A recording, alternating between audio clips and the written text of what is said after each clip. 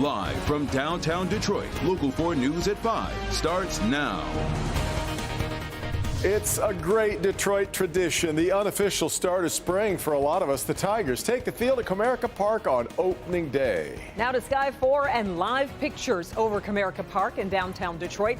City is buzzing this afternoon, even though the Tigers didn't take home the win. If you ask folks about the best days to be downtown Detroit, you'll hear about the Ford fireworks, America's Thanksgiving Day Parade, and today. Definitely. We've got opening day coverage from all the angles. Our Brandon Roos been hanging out with the fans all day. We'll get to him in just a moment. But we're going to start with Bernie live inside Comerica Park with highlights from the game. Bernie, this game did not last long. Yeah.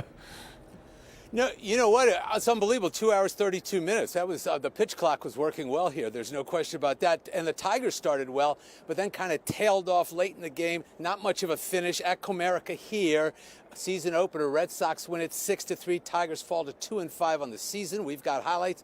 We will begin, and the Tigers' second man on, and it's going to be Jake Rogers. Boom, that is gone. A 2-run home run to left, his second of the season, and the Tigers had a 2-0 lead on them Red Sox. But in the Boston Six tied 3-3-2 on, that is gone. 3-run home run for Adam Duvall, a 3-run jack, third of the year. Red Sox win it 6-3. A.J. Hinch says the Tigers missed their chances.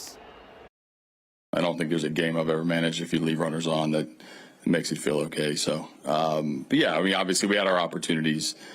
You know, we had, especially early when we didn't get to Sale right away. He settled in a little bit after Jake's homer. We're never out of the fight. You know, we kind of feel that way 1 through 9. We're going to give you our best shot. And they beat us today, but, you know, we'll give them our best tomorrow. All right. Actually, not tomorrow. It'll be on Saturday. If you come here, it'll be empty. But Saturday, the next game between these two teams, they are both off tomorrow. We're back with much, much more later. Kids, back to you in the studio. Yeah. All right, Bernie. So win or lose, we do know one thing for certain. Tigers fans are going to have fun either way on opening day. That's right. So let's go back up to Sky 4 live over Comerica Park. You can see downtown Detroit is kind of see there buzzing. The weather is cooperating, so that's good too. Let's get over to Brandon Rue. He's out live with the fans. Brandon, it really is a special day. There are those buzzing fans. I mean, what did you expect? They're out in full force. Over 44,000 fans packed Comerica Park today. That was a record crowd for Detroit Tigers home opener. The outcome wasn't what they wanted, but the day was full of food, fun, and something else. Tailgating is the name of the game on this 2023 Tigers home opener. My buddy Ken back here at Miguel Cabrera, he's serving the drinks, and I'm serving the dogs. Chef Steve's tailgate got going early with eggs on the grill, then sliders and coney dogs.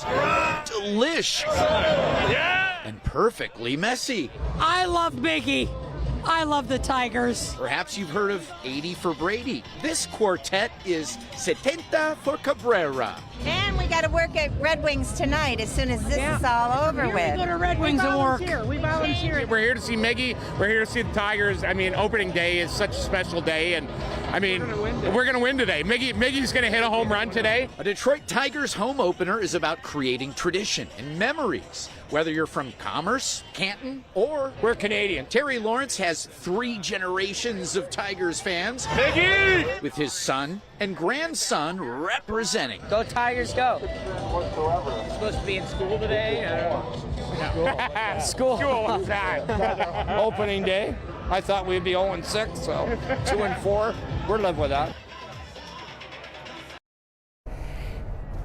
It just doesn't seem like the weather overall cooperates for the home opener. I would put today in the maybe top half of home openers weather-wise. The weather cooperated, as Bernie told us earlier. Tigers offense, not so much. New at 6, I met a fan who was at their 60th home opener, and you won't believe her story at 6. Guys? Wow, impressive. I can't really wait cool. to hear that. It's always a good time. It has been all day long. It's been fun. That's right, and the weather cooperates. In fact, let's turn our attention to the weather. We did we even got a few peeks of the sun on this opening day as you look at live pictures from Sky 4. And we wouldn't mind seeing the sun a little more as we head into the weekend. That's right. More Holiday games to come. Weekend too. Let's get over to Kim Adams and the forewarned forecast. Hi, Kim. Hi, Kimberly and Devin. Yes, we are going to hang on to this sunshine for quite a while. I can't wait until the Maine weather when I could show you the future forecast because I really think you're going to like it. 53 degrees right now out at Metro Airport with the help of the sunshine. We're at 54 City Airport, upper 40s in Howell, 48 in Flint. Wind gusts right now continue to be rather strong in Pontiac. We've had gusts at about 33 miles per hour, 30 Metro Airport. So it's a breezy afternoon, but it's a nice one as finally later this afternoon, the sun did start to pop out. Clouds are now pretty much thinning out and high pressure is taking over. What that means for you is it is going to be a beautiful Good Friday. Lots of sunshine, 33 degrees in the morning. So tomorrow morning will be chilly, 43 at noon, 51 by 4 o'clock, and then 44 by 8 o'clock tomorrow night. Now our normal high is 55, so we're slightly below that. But next week, I can't wait to show you. You gotta hang on. Hang on through the Maine weather and I'll show you where our temperatures go next week. You could take a sneak peek though. If you want to cheat, you can go to our 4-1 weather app and it'll have that 7-day forecast on there for you. Well, just in here at 5, a judge has denied a request from James and Jennifer Crumbly to attend a key hearing for their son. Ethan Crumbly is set for a Miller hearing to determine if he's eligible to spend the rest of his life in prison without the possibility of parole.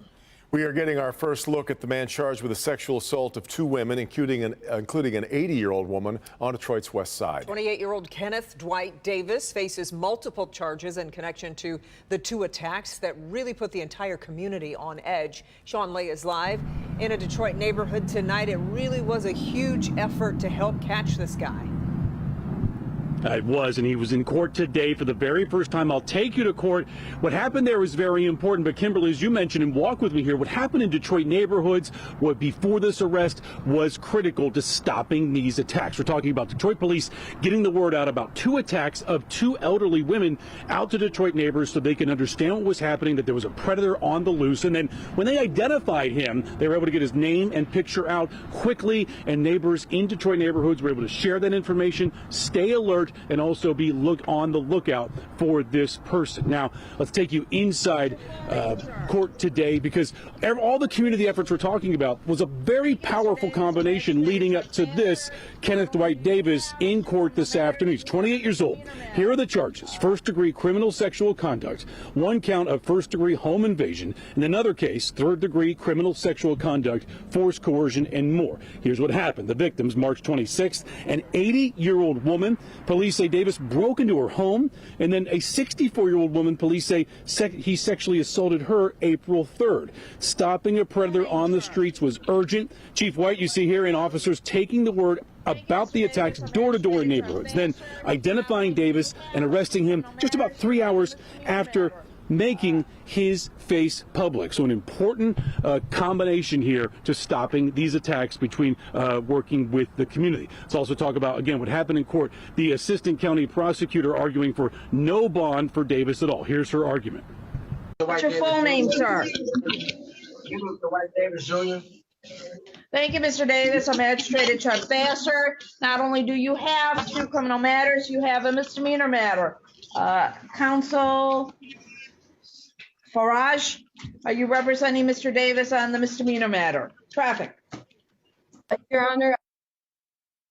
No, stop it. Okay.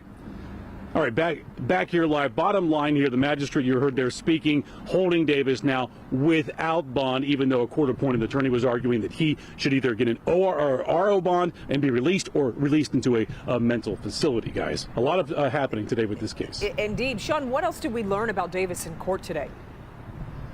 We learned a lot. He has a 3-year-old child, and we also learned that his family says he has a history of mental illness, and his mother was his key caregiver, but she has been sentenced to a prison sentence and is incarcerated, so that care is no longer happening. Neither is keeping up with medication, so that was a mental health element to this, but again, held without bond at this hour. Layers to this, too. Okay, Sean, thanks. Former Michigan House Speaker Rick Johnson admits to taking bribes in a medical marijuana scheme. The FBI says Johnson accepted cash and other benefits to help businesses get licenses while he led the state's medical marijuana board from 2017 to 2019. Investigators say he took $110,000 in bribes. Johnson and 3 other men pleaded guilty. They are all cooperating with investigators. Johnson accepted these bribes corruptly, which is to say he accepted them with the understanding that these bribes were offered to influence him or to reward him for actions that he might take, namely to help the payers of the bribe obtain licenses. The suspicion around the Capitol in Lansing is there is much more to come on this. Coming up tonight at 6, the punishments they face and what happens next in the case. Off and running on this opening day Thursday. That's right. Let's check in with Grant. Michigan Republicans get 2 speeches today from a prominent Republican contender, even though he hasn't even announced his candidacy for president in 2024. Coming up here from Florida Governor Ron DeSantis.